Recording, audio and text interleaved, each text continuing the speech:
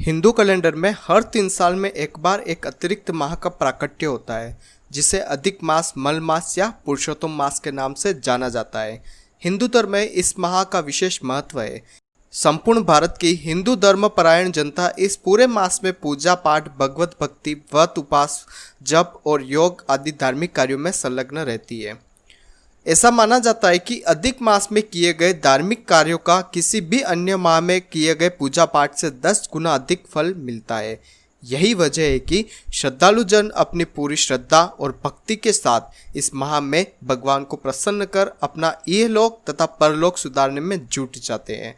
अब सोचने वाली बात यह है कि यदि यह महीना इतना ही प्रभावशाली और पवित्र है तो हर 3 साल में क्यों आता है? आखिर क्यों और किस कारण इस महीने को इतना पवित्र माना जाता है? इस एक महीने को 3 विशिष्ट नामों से क्यों पुकारा जाता है? इसी तरह के कई तमाम प्रश्न आपके दिमाग में आ रहे होंगे, तो आज हम उन प्रश्नों के उत्तर आपको देंगे। देखते रहेगा इस वीडियो को, बने रहेगा मेरे साथ। मेरा नाम है विशाल और आप देख रहे हैं एस्ट्रोविश यूट्यूब चैनल। सब्सक्राइब कीजिए एस्ट्रोविश यूट्यूब चैनल को और बेल आइकन को प्रेस कीजिए, जिससे कि मेरे द्वारा अपलोड की हुई सारी यूट्यूब वीडियोस का नोटिफिकेशन आपको मिलता रहे। आप देख रहे हैं world's number 1 free astrology service Astrovish YouTube channel. तो सबसे पहले ये जान लेते हैं कि अधिक मास हर 3 साल में क्यों आता है। आप इस चीज से तो जानकारी रखते ही होंगे कि हिंदू कैलेंडर सूर्य मास और चंद्रमास की गणना के अनुसार चलते हैं। अधिक मास चंद्रवर्ष का एक अतिरिक्त भाग है जो हर 32 माह 16 दिन और 8 घटी के अंतर से आता है। इसका प्राकट्य सूर्यवर्ष और चंद्रवर्ष के बीच अंतर को संतुलन बनाने के लिए होता है। भारतीय गणना पद्धति के अनुसार प्रत्येक सूर्यवर्ष 365 दिन और करीब 6 घंटे का होता है। वही चंद्रवर्ष 354 दिन का होता है। दोनों वर्षों के बीच लगभग 11 दिनों का अंतर होता है, जो हर 3 वर्ष में लगभग 1 मास के बराबर हो जाता है। इसी अंतर को पाटने के लिए, इसी अंतर को खत्म करने के लिए हर 3 साल में एक चंद्रमास अस्तित्व में आता है, जिसे अतिरिक्त होने के कारण अधिक मास का नाम दिया गया है। अब हम आपको बताएंगे कि इस मास को मल मास क्यों कहा जाता है।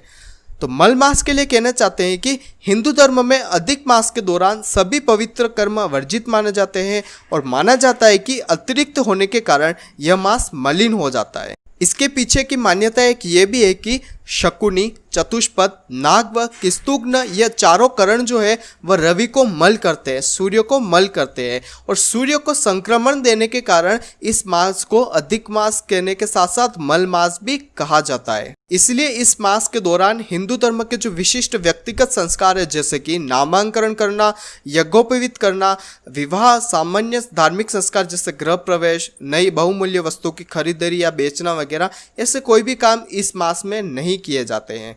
अब हम आपको ये बताएंगे कि इस मास को पुरुषोत्तम मास क्यों कहा जाता है। अधिक मास के अधिपति स्वामी विष्णु माने जाते हैं। पुरुषोत्तम भगवान विष्णु का ही एक नाम है, इसलिए अधिक मास को पुरुषोत्तम मास के नाम से पुकारा जाता है। इस विषय के पीछे एक बड़ी रोचक कथा पुराणों में पढ़ने को मिलती है। कहा जाता है कि भारतीय मनुष्यों ने अपनी गणना पद्धति से हर चंद्रमास के लिए एक देवता निर्धारित किया। चूंकि अधिक मास सूर्य और चंद्रमास के बीच संतुलन बनाने के लिए प्रकट हुआ, तो इस अतिरिक्त मास का अधिपति बनाने के लिए कोई भी देवता तैयार नहीं हुआ।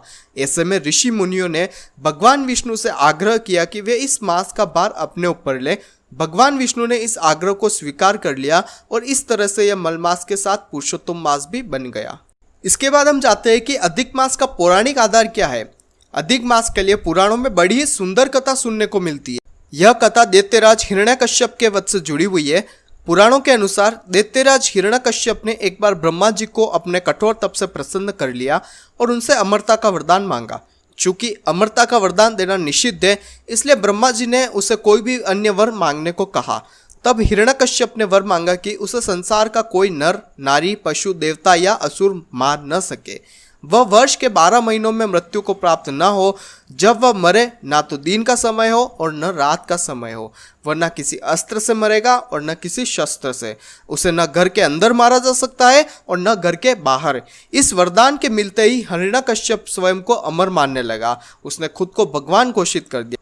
समय आने पर भगवान विष्णु ने अधिक मास में नरसिंह अवतार यानी कि आधा पुरुष और आधा शेर का शरीर रूप प्रकट किया और शाम के समय में दहलीज के बीच में नाखूनों से हिरण्यकश्यप का सीना चीरकर उसे मृत्यु के लोक में भेज दिया। तो ये तो थी इसके पीछे की पौराणिक कथा। अब इसका महत्व जानते हैं। हिंदू धर्म के अनुसार प्रत्येक जीव पंच महाभूतों से मिलकर बना है। इन पंच महाभूतों में जल, अग्नि, आकाश, वायु और पृथ्वी सम्मिलित है।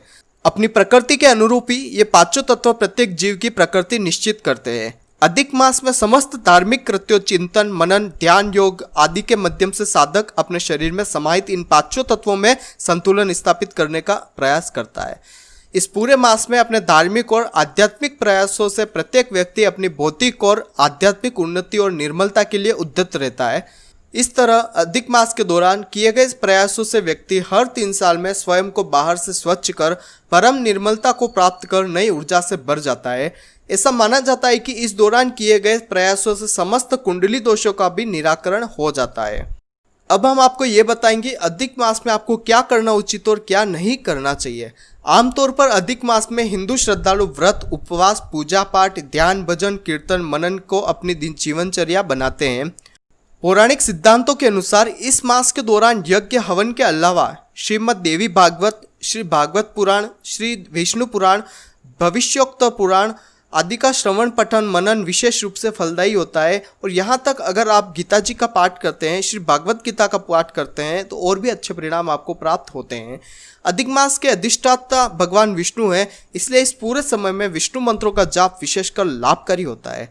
ऐसा माना जाता है कि अधिक मास में विष्णु मंत्र का जाप करने वाले साधकों को विष्णु स्वयं आशीर्वाद देते हैं, उनके पापों का शमन करते हैं और उनकी समस्त इच्छाओं की पूर्ति करते हैं।